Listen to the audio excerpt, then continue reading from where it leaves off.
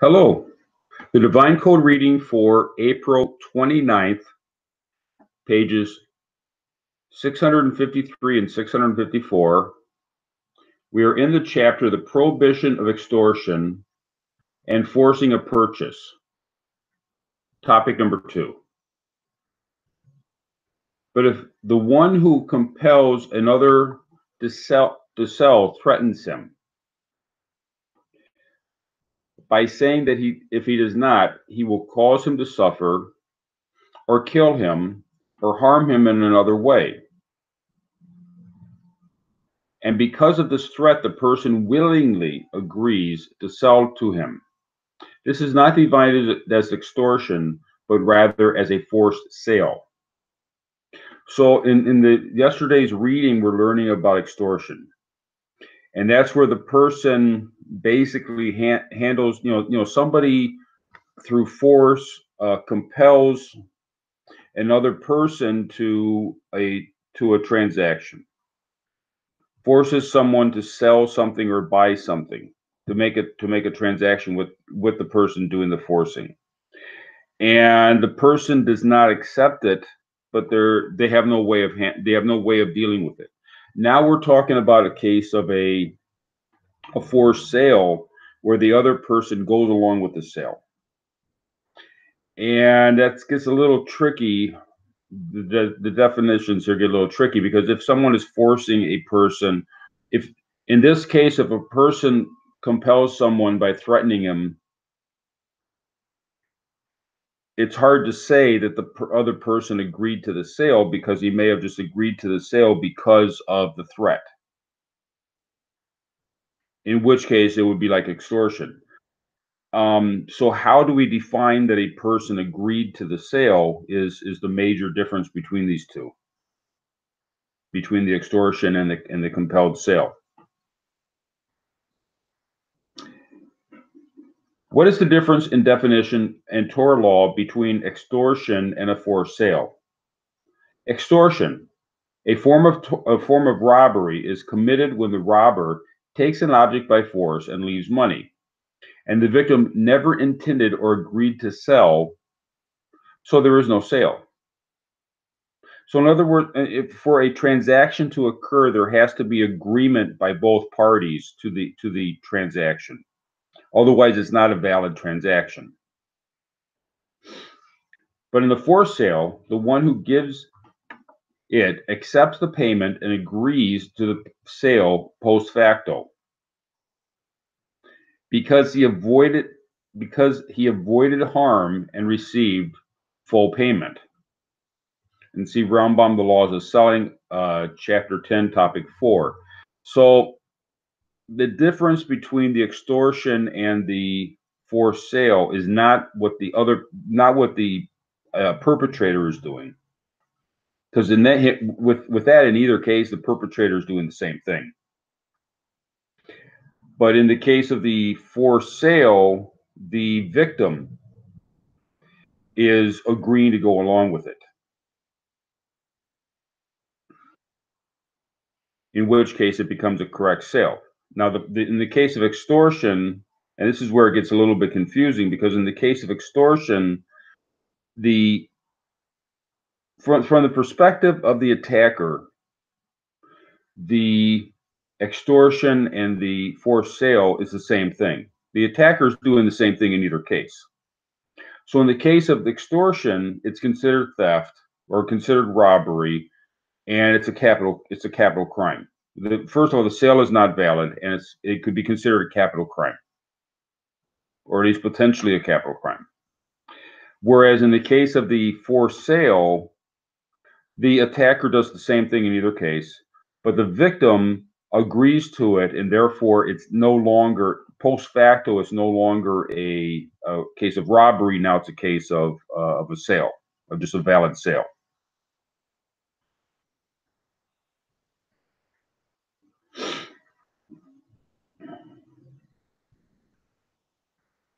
Whether or not the victim of a forced sale explicitly said, "I agree," since he took the money into his hand with acceptance, This is considered post facto that he agreed to the sale. Therefore, the transaction cannot be canceled because he consented to the sale.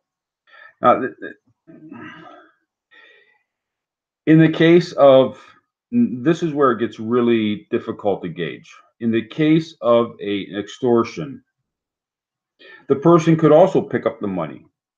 Now, apparently, the difference is in the case of extortion, the attacker places the money on the ground or on the counter or on the table, wherever,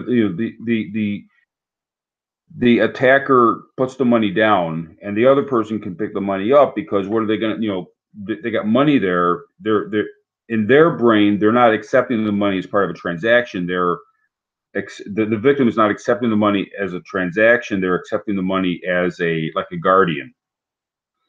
They now have guardianship over this money. They know who it belongs to. It belongs to the attacker, and they're accepting guardianship of it, and they hope to retrieve their item back. In this case, the person is accepting it into his hand. Now, that can also be compelled under threat. So how we gauge the two it's not totally clear the way it's written here. But there is the difference is that it's being accepted by the victim.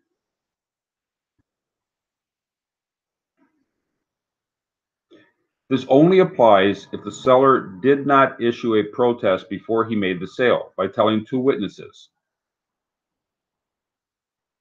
Now, the scenario being developed here is that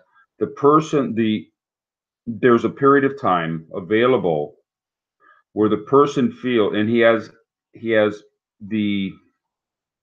first of all, there's the opportunity, there's a period of time, an opportunity is created by the period of time, and there's he feels safe to tell these two witnesses. There has to be two witnesses available that he feels safe, and there has to be time for him to say it. Otherwise, if it's all part of a very quick, and the person's threatening him, will not leave him alone and wants to make the transaction right away, if there's not an opportunity, then this cannot happen. So, assuming there's an opportunity for him to tell two witnesses, know that the reason I am selling this item or this property is that I am being compelled against my will. But if the seller did not make this statement before witnesses, so assuming that there's time available and there's opportunity, he could have he was being compelled, but the transaction would not occur till the next day or later on in the day. So there's a period of time, and he has people that he can trust that he talks to. If he doesn't complain about the transaction, that's considered acceptance. But if he does complain, but that means that he has to have the opportunity to do it.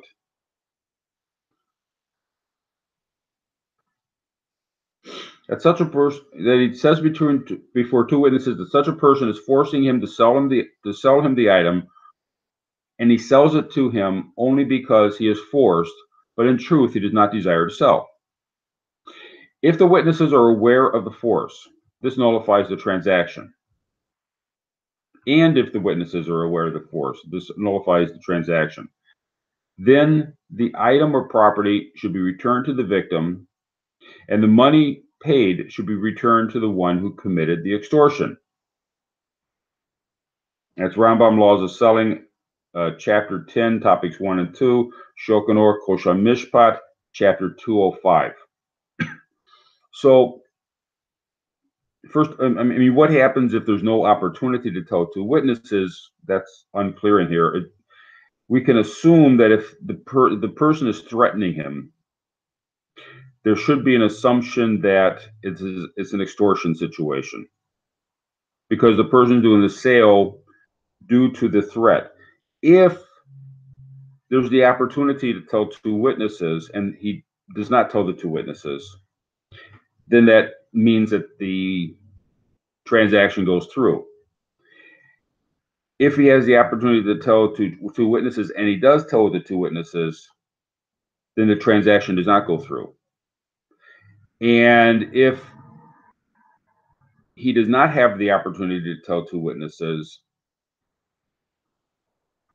It's not clear in here if that how that works, and I would suggest that that means that it could be assumed that the extortion is still extortion,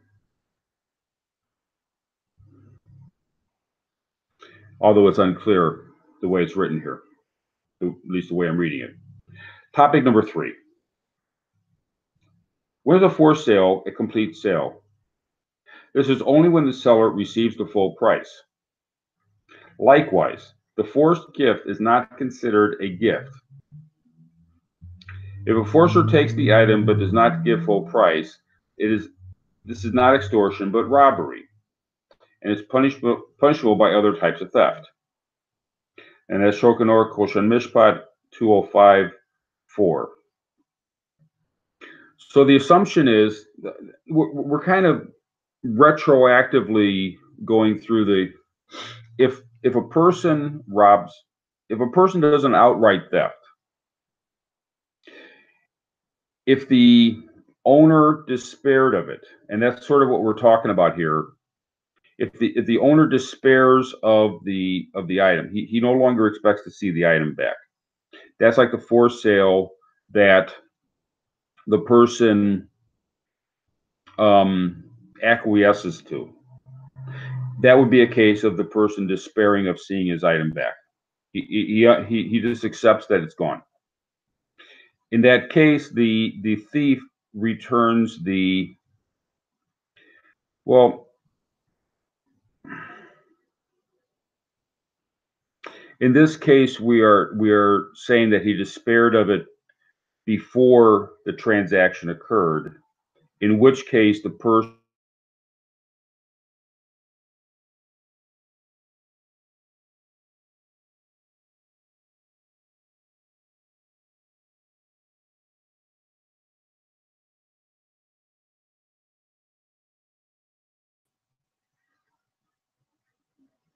once the victim despairs of seeing his item again, if it is sold after that point, the person who purchases it does not have to return it, although the victim should still receive back the full value of the item. So in this case, the victim loses his item through the forced sale because he despaired of receiving back the item. The sale becomes a valid sale.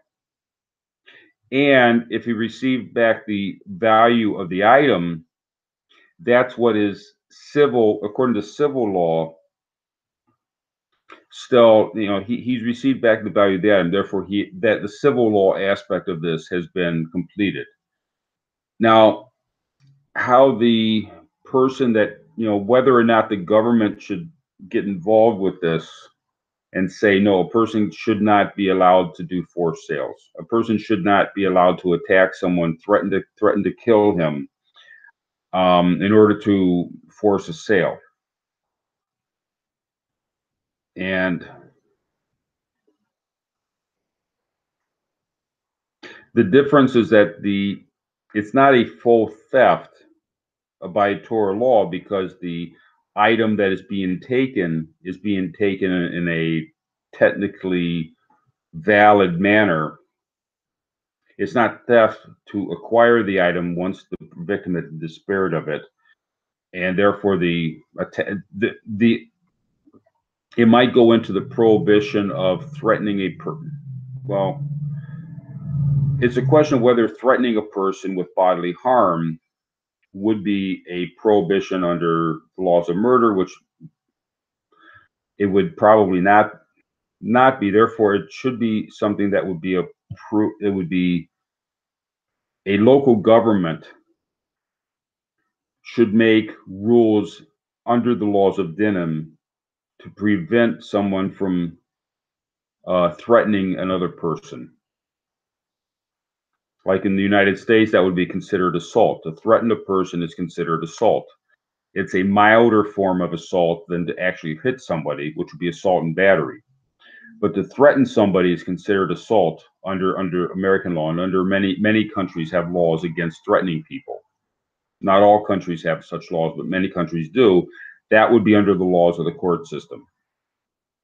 However, in Torah law, this would not be considered theft. It would be considered a valid sale if the owner of the item despaired of it prior to the sale, or even at the time of sale, he despaired of it. He realized he's going to lose it. He goes along with accepting the money. And what we're talking about here is a very narrow understanding of what specifically is the Torah law, and local governments can make laws beyond that.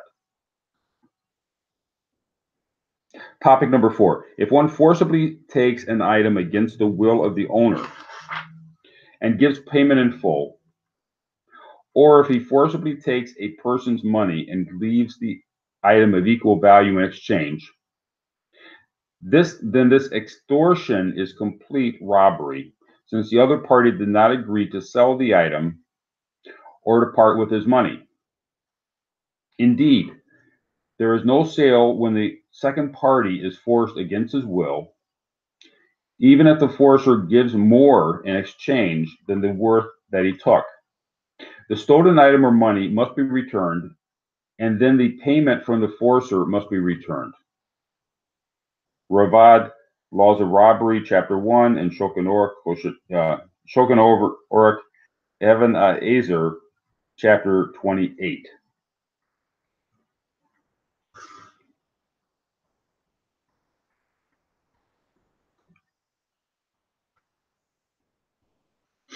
For Gentiles, this mode of robbery is a capital sin. So if the owner despaired, basically it's assumed to be extortion in either case. However, because the owner despairs, extortion is robbery and would be a capital sin. If the owner despaired of it, then the taking of the item or taking of the money would not constitute a robbery action, and therefore would not be prosecutable as a Torah violation by capital sin. But if the owner did not despair, then it would be a capital punishment. It would be considered full robbery and capital punishment.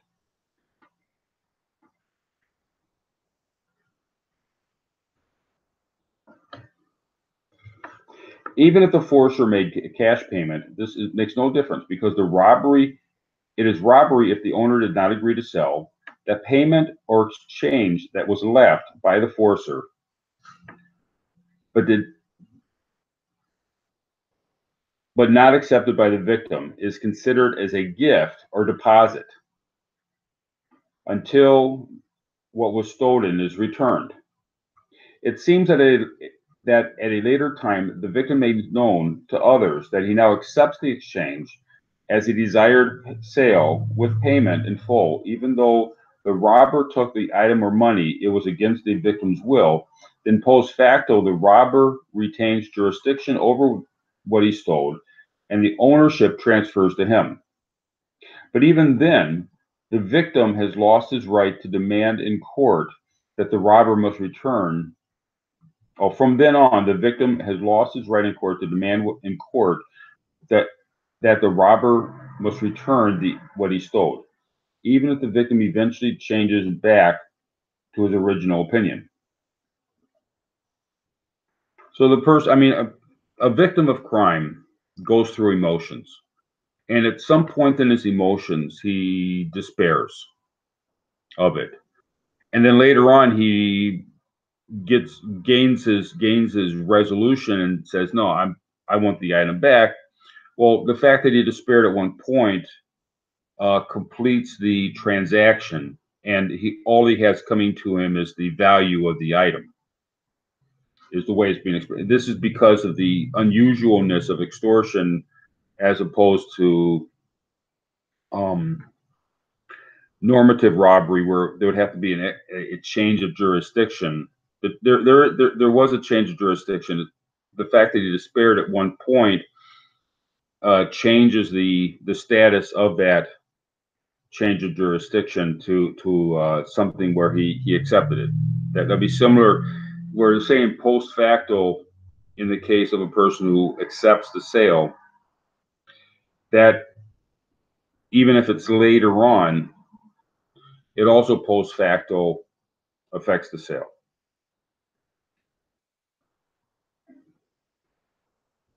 Although it's unclear if there's a period of time in which the capital crime aspect may or may not apply. That would have to be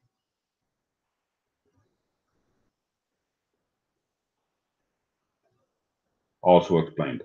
Topic number 5. Gentiles are not liable to capital punishment for a court for compelling a forced sale, although the theft in general is a capital sin for Gentiles. The reason for this, as explained in footnote 1, is that even though the owner has distress over the incident, he accepts the sale and does not lose any net monetary value. So because he accepted the sale, and I would argue that, whether it's at the time of the sale, he just accepts it even though he's having his arm twisted, or later on he changes. He first says he doesn't like it, but later on he just gives up on it and accepts the sale. At that point, it's no longer considered a capital crime, apparently, even if it's done at a later time, because that turns the transaction into a valid transaction. Now, having his arm twisted could be considered a violent act that the court would have to get involved with for that, but not for the sale.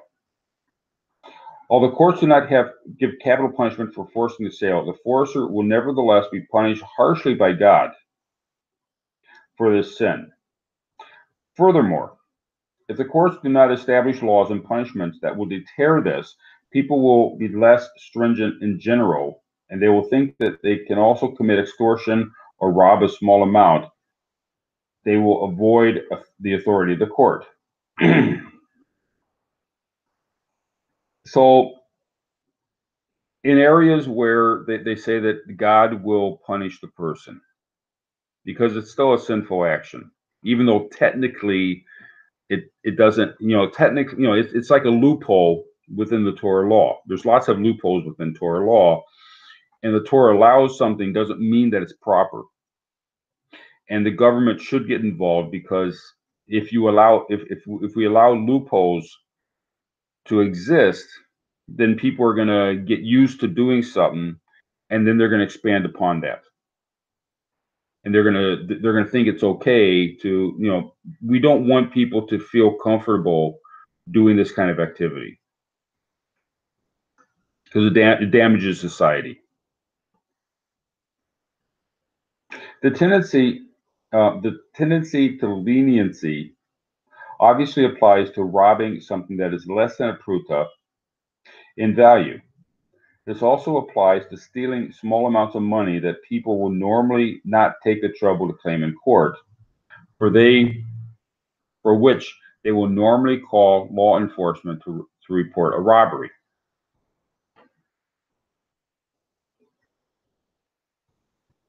So people will figure that if they can if they can get away with a forced sale, and the forced sale from the point of view of the attacker, the forced sale is the same as the extortion. The attacker's doing the same thing. If once the person gets away with that, then he's going to expand out into other areas. And we don't want that to happen, because people are not going to bother with little things. Even the person with the full extortion is going to pick up the money and say, "Oh, phooey on it. I'll just take my money and I'll get another item." We have to prevent that, and therefore the court should make laws saying that it's not allowed. See Bereshit Rabbah, chapter 31. In the generation of the flood, committed rampant acts of extortion of less than a pruta. So no individual could be identified for judgment in court, since many people were financially ruined. Yet many people were financially ruined. So you had the death by 1,000 paper cuts. Each a person would take a tiny thing of such small value that no one's going to go to court over it. But if everybody in the community does that to somebody, that person's going to be financially ruined. And that's what happened in the generation of the flood. Because they destroyed the society this way, their sentence was destruction by God was sealed. This applies not only to specific type of theft mentioned here, but rather to other types of stealing by which the circumstances, the civil laws for which one circumvents the civil laws for which the type of law is not exacting enough, or in regard to judges who do not punish those who steal less than the value of a pruta. So if you had let's say you have a small vendor in a very busy area, and he's trying to sell his hot dogs. He's got a hot dog stand in a busy park, and he has napkins out, and each person who walks by him takes a napkin. Now, if one person walks by and takes a napkin, the vendor's probably not going to pay any attention to it. But if thousands of people every day took napkins, the hot dog vendor may go out of business because of it. So we have to have laws that protect society from this kind of activity, because if we allow the tiny things to go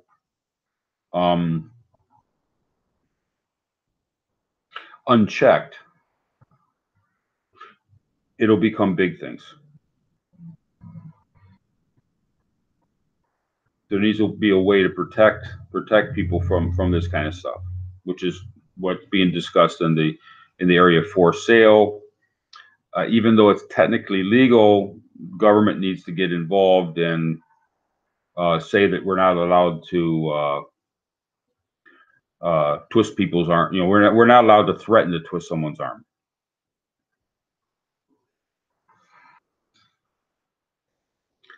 Thank you.